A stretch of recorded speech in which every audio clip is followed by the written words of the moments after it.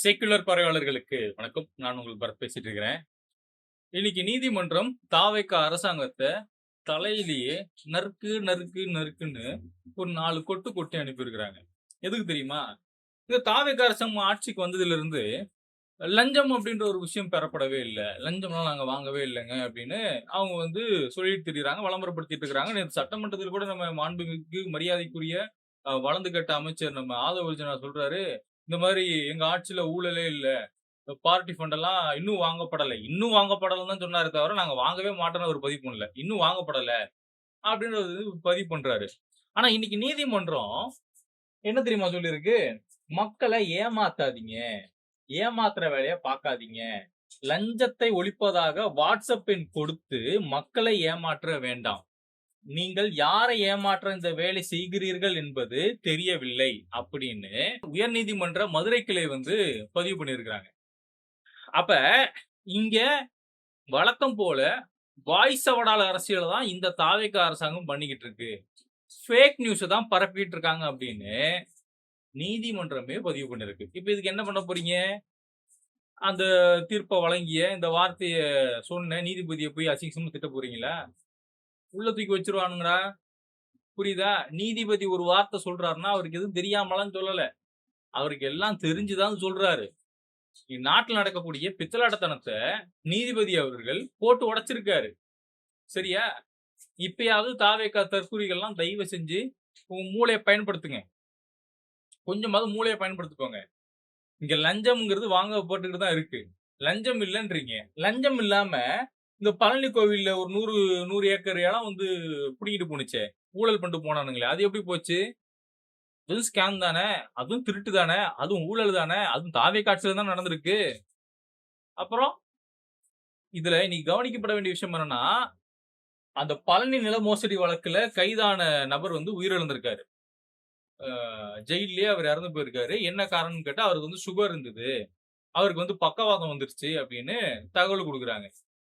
இது எவ்வளவு முக்கியமான வழக்கு. இந்த வழக்க இப்ப சிபிசிஐடி விசாரணை நடத்திட்டு இருக்காங்க. இந்த சூழல்ல சிறையில இருக்கக்கூடிய ஒரு கைதி இறந்து போயிருக்காரு அப்படின்னா, இதுல ஏதோ சந்தேகம் வருதா? வரல. எனக்கு வருதுப்பா. எனக்கு வருது. இங்க ஏதோ ஒரு தவறு நடக்குது. யாரையோ காப்பாத்த, அதிகாரம் படைத்த நபர்கள காப்பாத்த, இங்க சில நபர்கள் காவு குடுக்கப்படுறாங்க. இதுல மாற்று கருத்தே இல்ல. இது நடந்திருக்கு. மக்கள் தயவு செஞ்சு இப்பயாவது கண் விழிச்சு இங்க என்ன நடக்குதுங்கிறத சுத்தி பாருங்க. தாவேக்கா தற்குறிகள் தயவு செஞ்சு கொஞ்சமாவது புரிஞ்சுக்க. சாதாரண 1 ஏக்கர், 2 ஏக்கர் இடம் இல்ல. 100 ஏக்கர் இடம். சரியா? ₹100,00,00,000. அத நீங்க ஆட்டைய போட்டுருக்கீங்க. அது தாவேக்கால இருக்கக்கூடிய அதிகாரம் படைத்த நபர்கள் யாரோ இதுல இன்வால்வ் அப்படின்னு மட்டும் அப்பட்டமா தெரியுது. சிறையில இருந்த ஒரு நபர் இன்னைக்கு இறந்து போயிருக்காரு. சிபிசிஐடி ஒரு சைடு விசாரணை நடத்திட்டு இருக்கு. ஒரு காமன் மேனா எனக்கு சந்தேகம் வருதுப்பா. சந்தேகம் வருது. அவ்வளவுதான். நான் கேள்விலாம் கேட்கல. நார்மலா சந்தேகத்த கேட்கிறேன். நான் எதுக்கு உன்கிட்ட கோவப்பட போறேன்? ஏன்னா கோவப்படணும்னா, ஒண்ணு உனக்காவது சொரணைன்னு இருக்கணும். நான் கோவப்பட்டா, அதுக்கு நீ ரோசப்படுற அளவுக்கு உனக்கு சொரணைன்னு இருக்கணும். உனக்கு தான் அது எதுவுமே இருக்க மாட்டேங்குதே. அப்பயும் எங்க அண்ணன் ரொம்ப நல்லவரு, முட்டு தானே குடுத்துட்டு இருக்கீங்க எல்லாரும். அதனால நான் இனிமே கோவப்பட போறதெல்லாம் இல்ல. கொஞ்சம் காமாவே டீல் பண்ணலாம்னு முடிவு பண்ணிட்டேன்.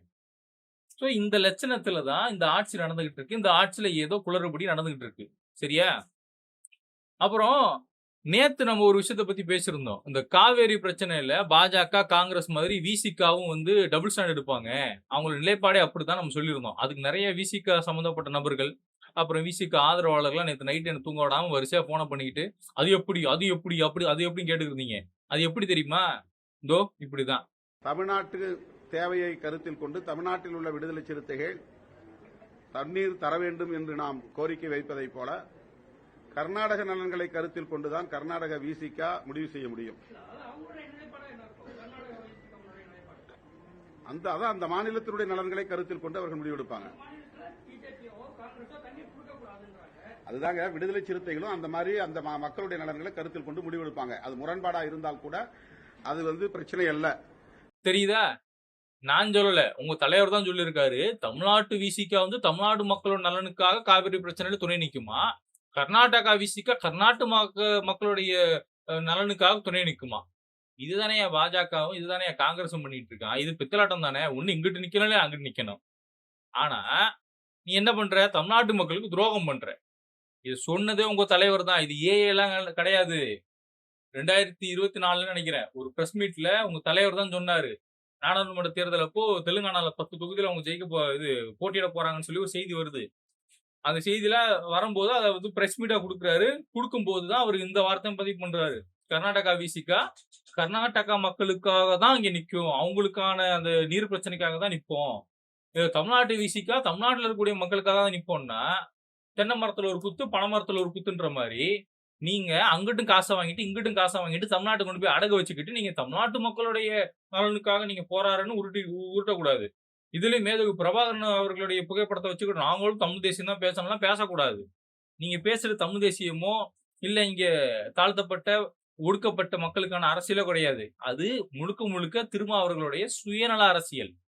அவ்வளவுதான். அதிகாரத்துக்கு விலை போன ஒரு ஒரு நபர். அவ்வளவுதான். அதுக்கு மேல அவரு மேல எனக்கு எந்த மதிப்பும் இல்ல, எந்த மரியாதையும் இல்ல. அரசியல்வாதி அப்படின்ற ஒரு மரியாதை நான் குடுத்துப்பேன்.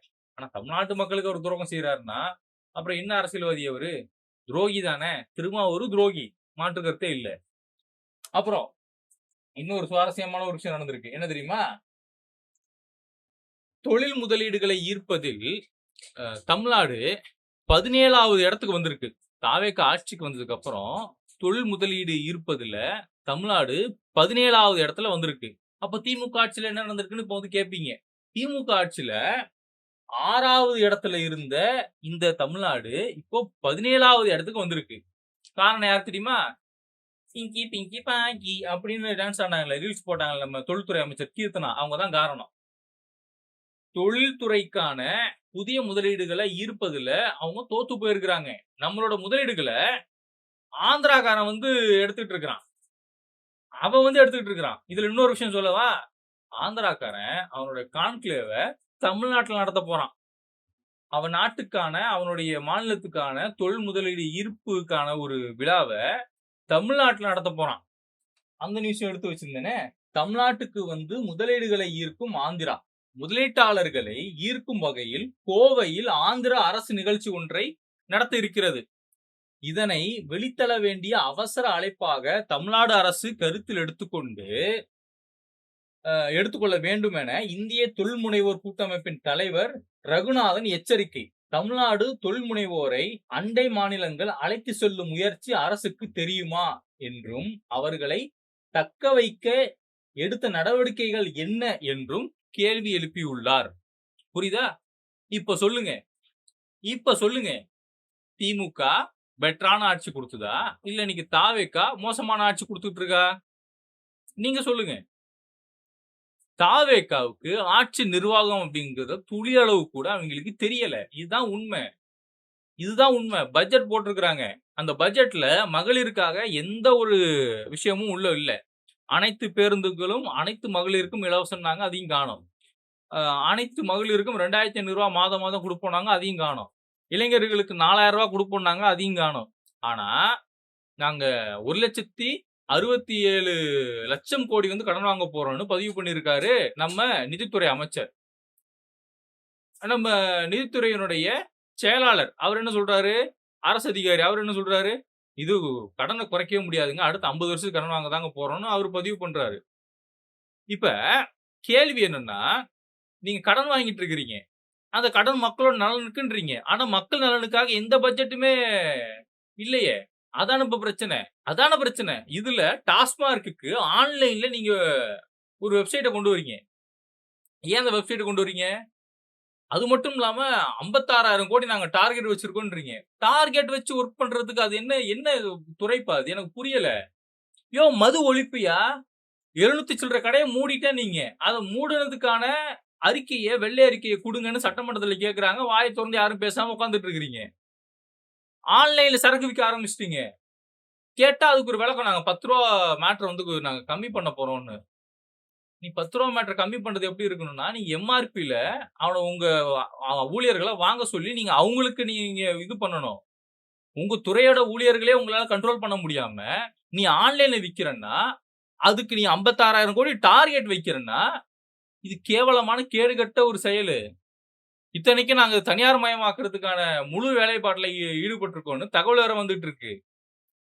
எல்லா துறையிலுமே தனியார் மயத்தோடைய அந்த இன்வால்வ் இருக்கு. எல்லா துறையிலுமே. அது நீங்க குடுத்திருக்க பட்ஜெட்ல எல்லா துறையிலுமே தனியாருடைய இன்வால்வ்மெண்ட்டை கொண்டு வரீங்க. இது மிகப்பெரிய ஆபத்த தமிழ்நாட்டுக்கு குடுக்குங்கிற பேசிக் அறிவு.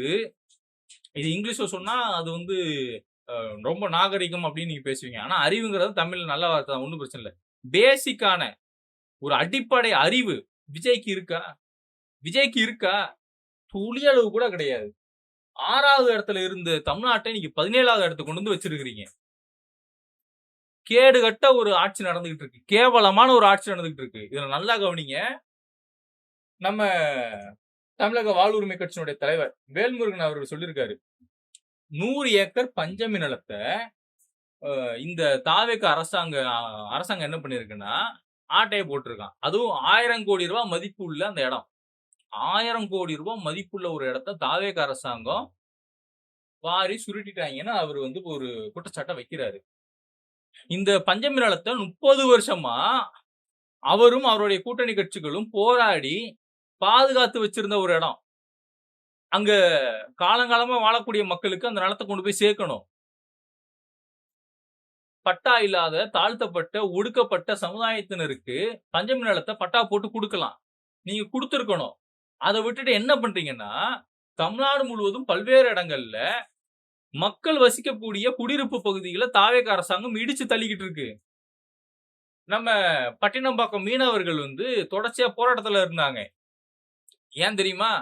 அவங்க தொகுதி எம்எல்ஏ, மயிலாப்பூர் எம்எல்ஏ அவரு வெங்கட்ராமன் நெனைக்கிறேன். அவரு ஒரு ஆர்எஸ்எஸ்காரர் தான். அவரு வந்து எங்கள மதிக்க மாட்றாரு. எங்களுக்கு ஒழுங்கா மரியாதை குடுக்க மாட்றாரு.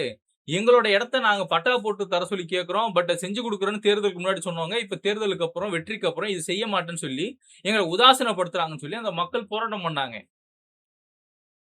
முதலமைச்சர் மாண்புக்குரிய, மரியாதைக்குரிய மாமா முதலமைச்சர். மாமான்னா யாரு?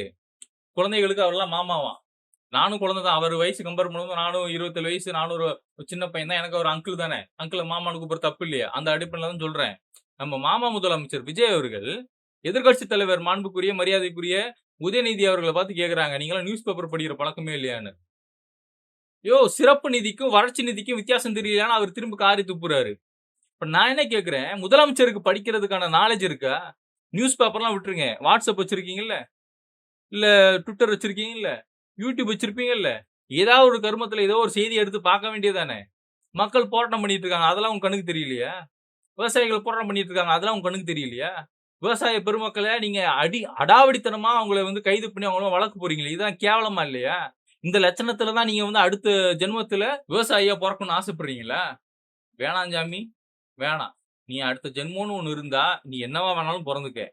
நீ விவசாயமும் பொறக்க வேணாம், மறுபடியும் இந்த தமிழ்நாட்டுக்கு முதலமைச்சரா உட்காரவும் வேணாம். எங்களாலலாம் தாங்க முடியாது உன் ஆட்சியில. எப்படி இந்த தமிழ்நாட்ட கொண்டு வந்து எங்க கொண்டு வந்து நிப்பாட்டி வச்சிருக்கிற? எப்படி இருந்த தமிழ்நாடு?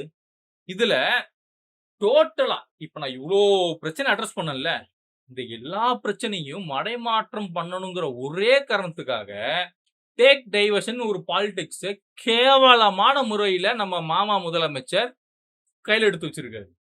எதுக்கு? தாய்மாமன் முதலமைச்சர் வேற ஒண்ணும் இல்ல. அதான் சாட்டா மாமான்னேன். தாய்மாமாவ கூட மாமான்னு சொல்லிக்கலாம். இந்த மாமா முதலமைச்சர் விஜய் வந்து எடுத்து வச்சிருக்காரு. எதுக்கு? இவங்க வந்து டீலிமிட்டேஷன வந்து இப்ப எதிர்க்கிறாங்களாம். அவன் காவிரி நதியில மேகதாது அணை கட்டப்போன்னு கர்நாடகாரன் கிளம்பிட்டான்யா. அந்த வேலையில மும்முரமா இருக்கான். இப்ப இருக்க பிரச்சனைக்கு அததான் நம்ம எதிர்த்தாகணும். அதுக்கு அனைத்து கட்சி கூட்டம் கூட்டுங்கன்னு சொல்லி எதிர்க்கட்சியே கேட்கறாங்க. ஓப்பனா வாயை தொறந்தே கேட்கறாங்க. நீ அதுக்கு எதிர்க்கட்சி கூட்டத்தை நடத்த மாட்ற. நீட்டு பிரச்சனை நடந்தது. அதுக்கு நீ எதிர்க்கட்சி கூட்டத்தை நடத்தி, நீ ஒரு தீர்மானத்தை நிறைவேற்றி, இங்க இருக்கக்கூடிய மாணவர்களுக்கு ஆதரவா நீ நின்றுக்கணும். நீ அதுவும் நிக்கல.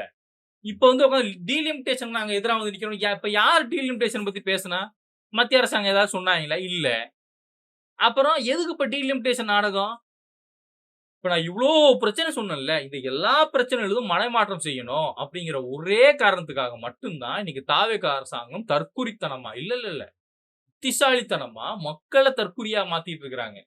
அவங்க எல்லாம் புத்திசாலி தான். நம்ம இங்க இருக்கக்கூடிய மக்கள தான் இவங்க தற்குறின்னு நினைச்சுக்கிட்டு, மக்கள்கிட்ட எந்த பிரச்சனையும் கொண்டு போய் சேர்த்துறக்கூடாது. மக்கள் நமக்கு எதிரா எவனும் திரும்பிடக்கூடாது. எவனும் நம்மள பார்த்து கேள்வி கேட்டுறக்கூடாதுன்னு திட்டமிட்டு டேக் டைவர்ஷன் அப்படின்ற ஒரு அரசியல இவங்க எடுத்து வச்சுக்கிட்டு, ஃபேக் நியூஸ பரப்பிக்கிட்டு, இந்த தவிட்டு தற்குறி பயலுக சுத்திட்டு இருக்கிறாங்க. இந்த அரசாங்கமும் அவங்க அதுக்கு சப்போர்ட் பண்ணிட்டு சுத்திக்கிட்டு இருக்கு. மக்கள் புரிஞ்சுக்கோங்க. இவ்ளோ பிரச்சனை இருக்கு லைனா. சரியா?